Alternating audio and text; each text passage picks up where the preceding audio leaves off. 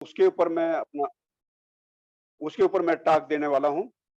तो ये पुण्य आचरण का जो उत्साह है, ये कैसे हमारे अंदर आता है और किस तरह से ये हमें मतलब अ, म बहुत अच्छा बनाता है। कहने का मतलब हमारे हमारे जो सोच को बहुत ही सकारात्मक बनाता है। तो किस तरह से हम ये डेवलप होता है, पैदा होता है और इससे पहले मैं ये बताना चाहूँगा कि हमारे जो माइंड सेटअप है, जो हमारा हमारा जो मन है, वो किस तरह से काम करता है। तो ये जो हमारा जो एक तरह से माइंड जो एक बहुत ही अच्छे हार्मोन्स का जो स्राव करता है और उस स्राव से हमारे क्या क्या होता है कि हम हमारे हमारी भूख भी अच्छी लगती है। हमें मतलब खुशी का एक स्राव होता है, जिसे डोपामाइन कहते हैं। डोपामाइन मतलब उससे क्या है कि हमारी नींद भी बहुत अच्छी आती है, हमें भूख भी बहुत अच्छी लगती है और हमें ये सारी दुनिया बहुत अच्छी लगती है। तो वो क्या चीज़ है? वो होता है कि हमारे जो हार्मोन्स होते हैं, जो हमारे माइंड से स्राव होता है। तो जैसे वो स्राव होता रहेगा, तो हम बहुत ही प्रसन्नचित्त अवस्था हम महसूस करेंगे, हम सुखी महसूस करेंगे। और जैसे ही वो हार्मोन्स का स्राव मतलब कम हो जाता है, तो तो निश्चित रूप से तो हमारे जो आगे खुशी वाले जो हार्मोन्स हैं, वो बढ़ नहीं पाते। इसका मतलब हमारे अंदर जो सुस्ती है, दुखी हैं, हम परेशान हैं, डिप्रेशन है और बहुत सारी बीमारियाँ उसमें हमारे मन में आ जाते हैं। हम मानसिक रूप से बीमार हो जाते हैं और जैसे ही हम मानसिक रूप से हम बीमार होते हैं, तो उसकी असर जो है हमारे हमारे बॉडी पे, हमारे शरीर पे जाती है। तो ये किस तरह से कार्य करता है हमारा माइंड कैसे काम करता है, तो इसके बारे में मैं बताऊँगा। तो ये जो हार्मोन्स मतलब का स्राव कैसे कम होता है, सबसे पहले मैं यही यहीं से शुरुआत करता हूँ कि हार्मोन्स का स्राव बराबर होता रहेगा, तो हमें सब कुछ अच्छा लगेगा, हमारा स्वास्थ्य भी अच्छा रहेगा, हमें सारा संसार बढ़िया लगेगा। हम मतलब वो खुशी के हार्मोन्स होते हैं, हमेशा आदमी प्रसन्नचित्त अवस्था में रहता है। लेकिन वो हार्मोन्स का डिसबैलेंस कैसे होता है या कैसे उनका इन्फ्लेशन या कम हो जाता है, तो मैं इसके यहाँ से चर्चा शुरू करूँगा। तो ये जो हमारा जो माइंड है, हमारा जो मन है, ये मतलब 2 तरह से कार्य करता है। जो मतलब एक तरह से कहा जाए कि हमारी जो समस्याएँ होती हैं, हमारी जो सांसारिक समस्याएँ हों, किसी भी तरह की समस्याएँ हों, तो उनको मतलब 2 तरह से मतलब उनको दूर करने का कोशिश करता है। 2 तरह से मतलब समस्याएँ तो बहुत तरह की होती हैं, लेकिन उनको 2 कैटेगरी में बाँट देते हैं हम उन समस्याओं को। एक समस्या तो ऐसी है कि जो दिखाई देती है, कि जैसे मान लो कहीं पड़ोस में मतलब आग लग जाती है, हैं? या घर में आग लग जाती है, किसी तरह एक्सीडेंट हो जाते हैं या सामने से कुछ चीज़ आ रही है मतलब हमें लगता है कि वो हमें एक्सीडेंट करके चला जाएगा, सामने से बहुत बड़ा ट्रक आ रहा है और हमें अपने आप को बचाना है। तो माइंड कहेगा थोड़ा इससे बच लो, तो हम बच जाएँगे। तो वो समस्या क्या हल हो गई, हम बच गए। ऐसी बहुत सारी ऐसी बातें होती हैं जैसे घर में बहुत छोटे-मोटे एक्सीडेंट हो जाते हैं। तो उससे क्या है कि वो एक्सीडेंट जैसे ही होने को होते हैं या होने वाले होते हैं, तो हमारा माइंड क्या काम करता है कि हमें उनसे उस परेशानी से हमें बचा लेता है। हम सोच लेते हैं कि मैं इससे इसे टाइम से नहीं बचाया गया तो हमारा नुकसान हो सकता है। तो इस तरह से ये बहुत सारी मैं समस्याओं के बारे में नहीं बताना चाहूँगा। हम खुद ही सोचेंगे कौन-कौन सी समस्याओं से हमारा जो माइंड है, वो हमें बचाता है। अब इसी तरह से दूसरी तरह की समस्याएँ होती हैं। वो समस्याएँ ऐसे होती हैं जैसे हमें पढ़ाया जाता है ना जो 3 बंधन हो सत्काय दिट्ठी, विचिकित्सा, शीलवत परामर्श। तो सत्काय दिट्ठी का बंधन या कहना चाहिए ऐसी समस्या मैं साधारण शब्दों में बताऊँगा कि बहुत सारी समस्या ऐसी होती है, वो समस्या होती ही नहीं है। लेकिन उसको क्या है कि हमारा माइंड क्या काम करता है, उस पे सोचना शुरू कर देता है और सोचता ऐसा होता है, वो ओवर थिंकिंग हो जाता है और जब क्योंकि उसका हल तो होता नहीं, उस समस्या का हल ना हमारे पास होता, ना किसी के पास होता। जब समस्या है ही नहीं तो उसका हल क्या होगा? तो इस तरह से लेकिन आदमी उसको मान लेता है, उस समस्या को क्या मान लेता है। जैसे जैसे मैं एग्ज़ाम्पल के तौर पे बताऊँगा, जैसे मान लो हम ये मान के चलते हैं, जैसे अ इंफीरियरिटी कॉम्प्लेक्स होता है। इंफीरियरिटी इंफीरियरिटी मतलब हमने अपने आप को कमतर मानना शुरू कर दिया कि यार दूसरे लोग तो बहुत ज्यादा मतलब सफिशिएंट हैं, ये एफिशिएंट है, बहुत ही ज्यादा हमसे ज्यादा पढ़े लिखे लोग हैं, और जातिवाद में भी हमसे मतलब उच्च जाति के लोग हैं। मैं तो यार छोटी जाति का आदमी हूँ। तो ये हमने मान लिया, समस्या नहीं है लेकिन हमने मान लिया। और फिर उसके बाद क्या होगा, हमारा माइंड क्या करेगा, वो सोचना शुरू कर देगा, उस समस्या से निकलने का प्रयास करेगा। लेकिन समस्या से निकलने का प्रयास कर सोचता रहेगा, उसको सोचता है क्या मतलब क्या करूं क्या ना करूं, क्या करूं क्या ना करूं। तो इससे सोचते सोचते क्या होगा, वो आदमी क्या है कि उसका हल बिल्कुल भी उसको नहीं मिलेगा। जब उस समस्या का उसको हल दिखाई नहीं देगा, मिलेगा नहीं, तो वो क्या होगा, वो उसका जो माइंड थक जाएगा, और वो उसमें जैसे कहते हैं ना डिप्रेशन में चले जाना, नेगेटिविटी में चला जाना। तो जब ऐसे चला जाएगा तो हमारे जो माइंड के जो हार्मोन्स का जो स्राव जो हो रहा है, जो नॉर्मली तरीके से होता है, तो वो स्राव होना बंद हो जाएगा। और जैसे ही स्राव होना बंद हो जाएगा तो हम हमारे अंदर क्या है, मतलब नेगेटिविटी का प्रादुर्भाव, मतलब नेगेटिविटी बढ़ती चली जाएगी हमारे माइंड के अंदर। और जैसे जैसे हमारे अंदर नेगेटिविटी बढ़ेगी, हम सब जानते हैं कि नेगेटिविटी ही हमारे सबसे परेशानी की जड़ जो है वो ये, उससे क्या होगा कि हमारे अंदर जो सबसे पहले डिप्रेशन की भावना आती है। डिप्रेशन मतलब हम सब जानते हैं कि वो ऐसा डिप्रेशन होता है कि उसका वो हल ढूंढते रहेंगे लेकिन उसका हल मिलता नहीं है, इतना आसानी से हल नहीं मिलता, क्योंकि वो समस्या ही नहीं होती ना, वो समस्या नहीं होती लेकिन हम सोचे जा रहे हैं। तो इस तरह से बहुत सारी समस्याएं होती हैं। जैसे मान लो हमने अपने कमरे में बैठे हुए हैं और हमने जरा जरा सी भी आहट हुई, चाहे चूहा ही सही, लेकिन हमने ये मान लिया कि नहीं यहाँ यहाँ तो सांप है। ये मान लेते हैं ना, मान अपने मन में एज्यूम कर लेते हैं यहाँ तो सांप सांप आ रहा है। तो ऐसे ही जब हम मानते हैं तो उसके बाद तो, लेकिन वो वास्तव में तो होता नहीं, लेकिन हमने मान लिया तो उसके वो थिंकिंग शुरू हो जाती है, वो डर की भावना आ जाएगी, यार कैसे करूं कैसे क्या करूं क्या ना करूं। तो इस तरह से बहुत सारी समस्याएं ऐसी होती हैं जिनका कोई हल नहीं होता, और उसको सोच सोच करके आदमी क्या होता है, परेशान होता रहता है। तो ये जो माइंड जो हमारा कैसे काम करता है, ये कंटिन्यूअस कंटिन्यूअस सोचता रहता है, लगातार सोचता रहता है। और एक समय ऐसा होता है वो माइंड जो है थक जाता है, क्योंकि उसकी समस्या का जब हल नहीं मिलेगा तो थकेगा ही, और जब थकेगा तो बीमार पड़ेगा। जब आदमी मानसिक रूप से बीमार पड़ता है, मैं ये बता सकता हूँ कि आदमी, बहुत सारा परसेंटेज आदमी मानसिक रूप से बीमार होते हैं, बहुत बीमार होते हैं। लेकिन हम क्या है कि बताते नहीं है, अपने मन की बात बताते नहीं है, मेरे अंदर क्या परेशानी है क्या नहीं परेशानी है। ये तो बुद्धिज्म ही है कि जो मतलब हमें सही रास्ते पे लाता है या हमें उजाले की तरफ लाता है।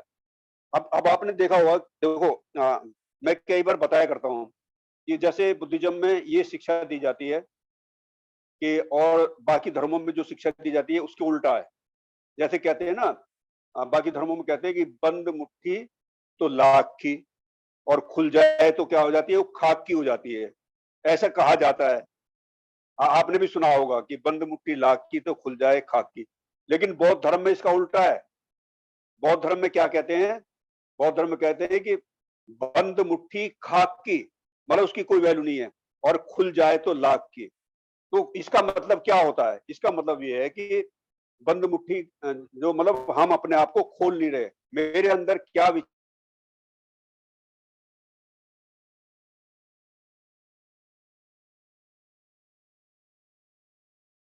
चल रहे हैं, या मैं कैसा हूं अपने परिवार के आगे, हम अपने आप को क्या है, मैं मेरी सोच क्या है, क्योंकि हम हमारे अंदर डर रहता है।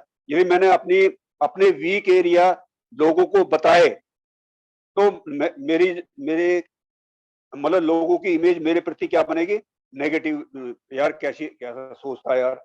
लेकिन ऐसा नहीं है, ये इस तरह के विचार दुनिया सांसारिक विचार सभी को आते हैं, इसलिए निडरता के साथ या ऐसे दोस्त बनाने चाहिए, जैसे हमारे हम सभी के चैप्टर होते हैं, हमारे ऑर्डर के अलग चैप्टर होते हैं, मित्रों के जो जीएफआर मित्र होते हैं उनके अलग चैप्टर होते हैं।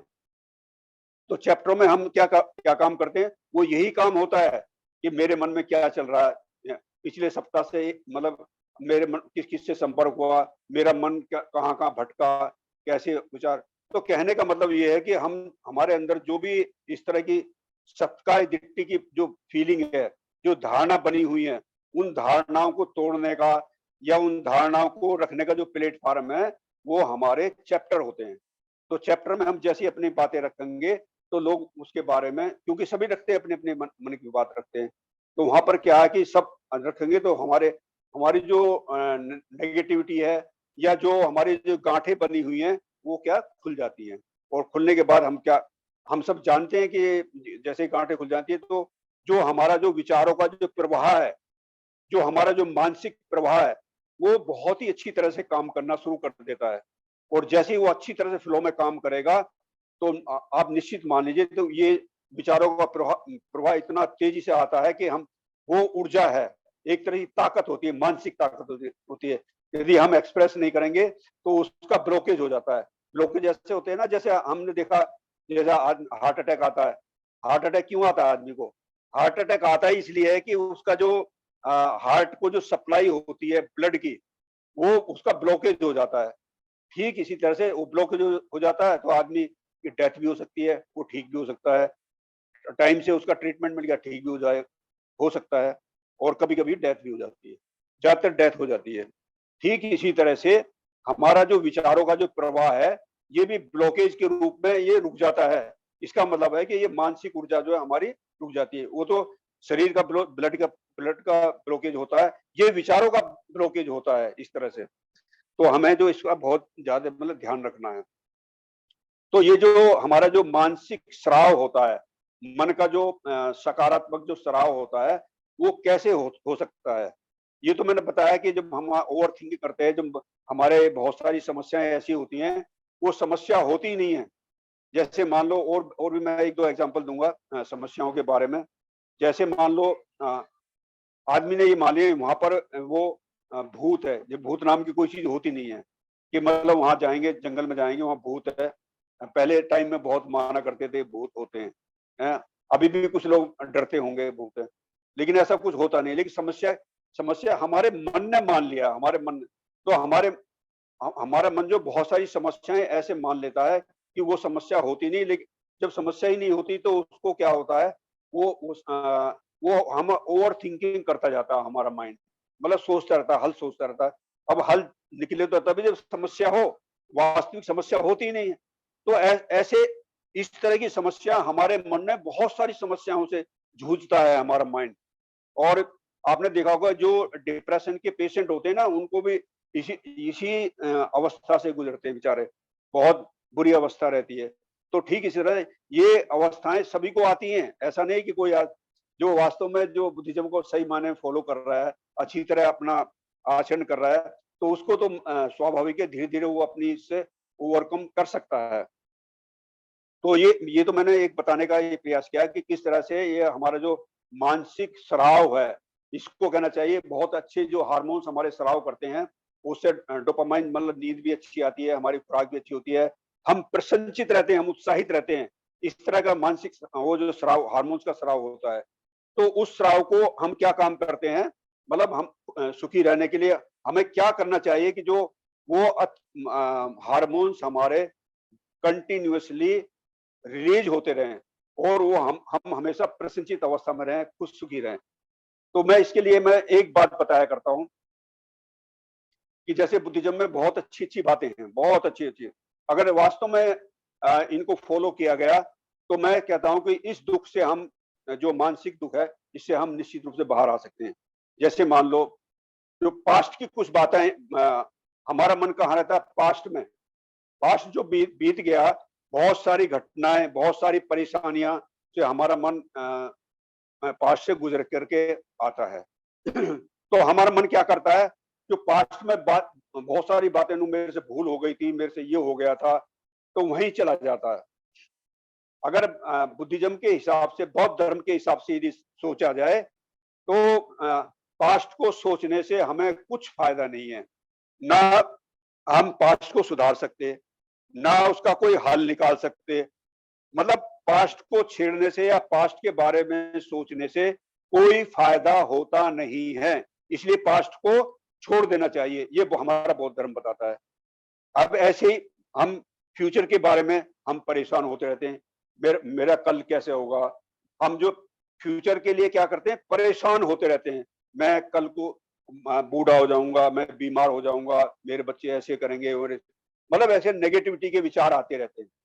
और नेगेटिव और वैसे विचार आते हैं जो हमें पता ही नहीं है फ्यूचर हम हमारा 1 घंटे के बाद, 2 मिनट के बाद क्या होने वाला है, ये किसी को पता नहीं है, किसी को पता नहीं है। इसीलिए फ्यूचर के बारे में फ्यूचर के बारे में कभी भी नहीं सोचना चाहिए, नहीं सोचना चाहिए मेरा कल को क्या होने वाला है, क्योंकि उससे कोई फ़ायदा नहीं है ना। अब 1 मिनट के बाद, 2 10 मिनट के बाद या 1 घंटे के बाद क्या होने वाला है, किसी को पता नहीं। अभी क्या हो जाए कुछ पता नहीं। ठीक इसी तरह से हमें फ्यूचर के बारे में भी नहीं सोचना चाहिए। ना पास्ट के बारे में सोचे, ना फ्यूचर के बारे में सोचे। तो हमें सोचना क्या चाहिए? जो वर्तमान में जो चल रहा है, वर्तमान में जैसे हम टाक प्रवचन चल रहा है, आप लोग सुन रहे हैं, मैं सुना रहा हूँ। हम बैठे हैं, तो ध्यान से सुनना चाहिए। तो ध्यान से सुनने के मतलब है कि हम जो फिर उसके जब ध्यान से सुनेंगे, तो हम वर्तमान काल में आ जाएँगे। तो जैसे हम बैठते हैं, तो बैठने के साथ जो हमारे जो हमारी जो कुछ वेदना, संवेदना हमें महसूस होती है बॉडी से। हमारा बॉडी का जो संपर्क है ना, हम जहाँ भी बैठे हैं, चाहे बेड पे बैठे हैं, चाहे चेयर पे बैठे हैं, चाहे नीचे बैठे हैं, तो जहाँ भी हमारी बॉडी का संपर्क मतलब कहने के बॉडी का स्पर्श जहाँ से भी होता है, फर्श से हो, बेड से हो, तो वहाँ से हमारी कुछ वेदना, संवेदना वो हमें महसूस होती हैं। इन वेदना संवेदनाओं को हमारे पास व्यक्त करने के लिए शब्द नहीं है, लेकिन होती सत्यता है। सच्चाई यही है कि वेदना जो कंटिन्यूअसली हमें आएँगी, हमें महसूस होगा, हमें कई कई बार होता है कि हमारा पैर दुखने लगता है, कई बार होता है कि हम आराम आराम से बैठे हैं, वेदना हमारी कम आती है, पेन बॉडी में पेन कम होता है, कई बार ज़्यादा होता है। लेकिन जो वेदना आती है, वो आती है, सभी को आती है। लेकिन उसके लिए कोई शब्द थोड़ी होते, वो तो केवल हमें महसूस कर सकते हैं। तो सच्चाई भी ऐसी ही होती है। बुद्धिज़्म में जो सच्चाई का जो वर्णन किया जाता है ना, जैसे मान लो हमारे आदरणीय मंजू कुमार जी बहुत अच्छा टॉक दे रहे थे। वो निर्वाण के ऊपर दे रहे थे। तो निर्वाण का अनुभव के लिए या बुद्धत्व के बारे में वास्तव में देखा जाए वहाँ पर शब्द नहीं होते। ठीक इसी तरह से जो सत्यता होती है, सच्चाई होती है दुनिया की सच्चाई, वहाँ पर शब्द भी मतलब एक तरह से कमज़ोर पड़ जाते हैं। शब्दों के द्वारा उसको व्यक्त नहीं किया जा सकता। तो कैसे मतलब उसको कैसे व्यवहार में या कैसे महसूस करें? उसको केवल अनुभव के तौर पर अनुभव जैसे आएगा, अनुभव से ही हम उसको महसूस कर सकते हैं कि हाँ, वास्तव में ये निर्वाण की अवस्था है। और ये अवस्था वही आदमी महसूस कर सकता है, जिसको इसका थोड़ा मतलब स्पर्श हो जाए या कहना चाहिए थोड़ा-सा भी झलक मिल जाए, वही आदमी इसको महसूस कर सकता है। हर किसी को नहीं आती ये चीज़। तो कहने का मतलब ये है कि हम इसको कैसे वर्तमान में रहने का हम अभ्यास कैसे करें? हम वर्तमान में रहेंगे, तो ना तो फ्यूचर की बातें हमें सताएँगी, ना भूतकाल की बातें हमें परेशान करेंगी। तो जब भूतकाल और भविष्य की बातें हमें सताएँगे नहीं, तो प्योरली हम कहाँ रहना चुनेंगे? हम वर्तमान में रहने का अभ्यास हमारा बढ़ता जाएगा। और जैसे-जैसे ये ड्यूरेशन वर्तमान में रहने का बढ़ेगा, तो आप निश्चित रूप से मान लीजिए कि जो हमारे जो हार्मोन्स का जो नेगेटिव वो डिसबैलेंस जो हो जाता है ना हार्मोन्स का, तो हार्मोन्स का डिसबैलेंस होता ही इसलिए कि हमारी ओवर थिंकिंग होती है। तो हमारा मन ओवर थिंकिंग में जाएगा ही नहीं। ओवर थिंक में जाते ही जब हमारे अंदर वो नेगेटिविटी विचार या परेशानियाँ होती हैं, जिसका कोई हल नहीं होता और उसी में चला जाता है। लेकिन जैसे ही हम वर्तमान काल में हमारा रहने का जो अभ्यास है, वो धीरे-धीरे बढ़ेगा। तो हमारे वर्तमान में रहने से क्या होता है कि हमारी जो थिंकिंग है वो क्या धीरे-धीरे क्या शून्य हो जाएगी और हम हमारा जो जो मानसिक स्राव है, जो मन से जो हार्मोन्स का जो स्राव होता है, बहुत अच्छा जो स्राव होता है, तो उससे जो वो स्राव दोबारा से कंटिन्यूअसली होना शुरू हो जाएगा। हम अच्छे से उत्साह महसूस करेंगे। हम हमारे मन मन और शरीर जो है उत्साहित रहेगा, हमेशा प्रसन्नचित्त अवस्था महसूस करेगा और हम जो सुख की अवस्था को सुख की अवस्था का हम अनुभव महसूस कर सकते हैं। क्योंकि आदमी का जो दुःख का जो कारण होता है, हम सभी जानते हैं। दुःख का कारण जो होता है नेगेटिविटी होता है, अकुशल विचार होता है। और ये अकुशल विचार जो है, ये आते ही इसलिए है कि बहुत सारी समस्याएँ जो हैं, हमने मानी हुई होती हैं। जैसे मैंने बताया कि मतलब जैसे मैं इन्फीरियरिटी कॉम्प्लेक्स से ग्रसित हूँ। मैं सुपीरियरिटी कॉम्प्लेक्स से ग्रसित हूँ। सुपीरियरिटी कॉम्प्लेक्स से भी कुछ नहीं होता, इन्फीरियरिटी कॉम्प्लेक्स भी कुछ नहीं होता। मतलब वो सत्यता कुछ नहीं है, पर केवल वो हमने मन से माना हुआ है। मन से मान लेते हैं, लेकिन वो मन से मानते के साथ ही हम क्या, हमारी थिंकिंग स्टार्ट हो जाती है, हमारा सोच स्टार्ट हो जाती है। वो वो सोच क्या, उसको हल निकालने में लेकिन हल तो जब निकलेगा ना, जब वो समस्या हो तब ना। वो समस्या होती ही नहीं है, वो हमारी क्या, मन की बनाई हुई एक फिक्टिशियस समस्या है। हमारे मन ने माना हुआ है। क्योंकि समस्या नहीं है तो वो ओवर थिंकिंग चलता रहेगा। हम नेगेटिविटी विचार में चले जाएंगे, और नेगेटिविटी विचार में जैसे ही गए तो हमारा मन बीमार हुआ। और हमारा मन जैसे ही बीमार हो जाता है तो हमारा शरीर भी बीमार होना शुरू हो जाता है। ये दोनों को रिलेटेड होते हैं। मेरा मन और मेरा शरीर, हम सब जानते हैं ये को रिलेटेड है। मतलब मन बीमार हुआ तो निश्चित रूप से आप आप जो बच नहीं सकते, आपका शरीर भी बच नहीं सकता। कहाँ तक बचेगा? तो वो बीमार होके रहेगा ही। और जब बीमार हो जाएगा, पहले मानसिक बीमार होता है आदमी, फिर शरीर बीमार होता है, और फिर ढूंढता फिर जाता है, इसका इलाज करूं, इसका इलाज करूं, और बहुत सारा पैसा वो बर्बाद करता है। तो मैं आज जो आपको बताने वाला हूं, मैं यही है कि अपने मन को मजबूत कर लो। अब मानसिक रूप से हम मजबूत हो जाएंगे तो ये छोटी मोटी बीमारी, आपने सुना होगा, आपने देखा होगा, 99% जो बीमारियां हैं आदमी को मानसिक रूप से बीमार होता है। जब आदमी मन से बीमार होता है तभी वो शरीर से बीमार होता है। मतलब शरीर की बीमारी आती ही मन से है। ये जो है ये साइंटिफिक तरीके से सिद्ध हो चुका है। यह कहना चाहिए ये हमारे बुद्धिज्म ने सिद्ध किया है। मैं इसका मतलब मैं ये नहीं कह रहा कि आदमी बीमार नहीं पड़ता। ये शरीर है तो इसमें जो अनित्यता का जो सिद्धांत है, या जो बुद्धिज्म का जो सिद्धांत है, हर चीज अनित्य है, वो तो लागू होगा। लेकिन जितने मोमेंट या जितने समय आदमी जीवित रहेगा, आदमी की अवस्था जो है प्रसन्नचित अवस्था रहेगी। मेरे मतलब कहने का ये, आदमी सुखी रहेगा। एक तो होता है जैसे मान लो हम बैठे हुए हैं, हम दुख को कै तरह से देखते हैं, हम दो तरह से देखते हैं। एक तो दर्शन करते हैं दुख का। बहुत से जो होशियार आदमी होते हैं, इंटेलिजेंट आदमी होते हैं, जो बुद्धिज्म को सही तरह से फॉलो करते हैं, वो दुख का क्या करते हैं, दर्शन करते हैं। और जो आदमी दर्शन नहीं कर पाता, वो क्या काम करता, वो दुख को सहता है। और जो आदमी दुख को सहता है ना, कि यार दुख हो रहा, मेरे बॉडी में पेन हो रहा, पेन, तो उसका दुख क्या होता है, वो बढ़ता जाता है और इंक्रीज होता जाता है और इंक्रीज होता है। हम बेचैन हो जाते हैं, और वो बेचैनी इतनी बढ़ती है कि हमें हमें उठना पड़ता है उस स्थान से, और छोड़ के फिर दोबारा आके बैठना पड़ता है। तो क्योंकि हम दर्शन नहीं करते उस दुख के। और जैसे ही हमें दर्शन करना आ जाएगा, मतलब दर्शन दर्शन ऐसा होता है कि जैसे हम सांस के दर्शन करते हैं ना, सांस नैसर्गिक तरीके से आ रही है, जा रही है, आ रही है, जा रही है, तो उसको हम जो है नैसर्गिक तरीके से हमारा मन देखता है कि सांस अंदर जा रही है, सांस बाहर आ रही है, अंदर जा रही है। ठीक इसी तरह से हम उस जो दुख है उसके हम दर्शन करने का हमें अभ्यास आना चाहिए।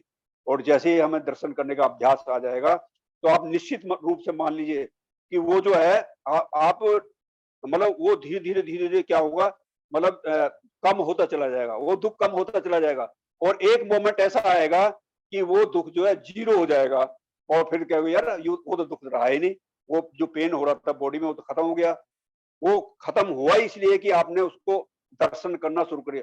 देखो कोई भी समस्या होती है, आप देखो ना, जैसे मान लो 5 बाधाएं आती हैं आदमी को, जो हम सब देखते हैं, तो सांसारिक 5 बाधाएं होती हैं। उन 5 बाधाओं को केवल हम हमें अवेयर होकर देख लो। अवेयर होकर देखने का मतलब ये है कि वह 50% ताकत उस बंधन की कम हो जाती है, क्योंकि हमने उसको देख लिया, हमने रंगे हाथों पकड़ लिया। और 50% अपने प्रयास से उसको कम कर सकते हो, हटा सकते हो। तो कहने का मतलब ये है कि हमें जो है ये देखना आना चाहिए, अवेयर होके देखना आना चाहिए, हमें दुःख के दर्शन करना आना चाहिए, हमें वर्तमान में रहने का अभ्यास आना चाहिए। वर्तमान में रहने का अभ्यास जैसे-जैसे आएगा, तो ये हमारे जो जो मानसिक जो स्राव है, जो हमारे माइंड में अच्छे स्राव होता है, वो निश्चित रूप से उसका स्राव कंटिन्यूअसली होता चला जाएगा और जो सुख के जो वो डोपामाइन बनता है, डोपामाइन और एक और होता है उसका मैं नाम भूल रहा हूँ, वो जैसे-जैसे अधिक मात्रा में जैसे बनेगा, तो हमारे चेहरे पे जो ग्लो भी आएगा, हम हमेशा सुख की अवस्था रहेंगे और सुखी आदमी जो है प्रसन्नचित्त अवस्था वाला आदमी परिवार में रहे, ऑफिस में रहे, कहीं भी रहे, सबको सुखी बना देगा। तो मैं हमारा मतलब ये है कि आदमी खुद भी सुखी रहे, अपने परिवार को भी सुखी रखे, पूरे समाज को सुखी रखे और पूरा समाज रहेगा तो हमारा सारा देश सुखी बन जाएगा। हम पूरे देश को सुखी बनाना चाहते हैं, पूरी दुनिया को सुखी बनाना चाहते हैं। बौद्ध धर्म ही है एक ऐसा धर्म जो पूरी एंटायर सृष्टि को, हर एक मानव को सुखी बनाना चाहता है, उसकी इच्छा रखता है। तो इसी के साथ मैं अपना जो छोटा-सा टॉक है मैं यहीं पर समाप्त करना चाहूँगा। आप लोगों ने ध्यान से सुन लिया। आप लोगों का बहुत-बहुत धन्यवाद।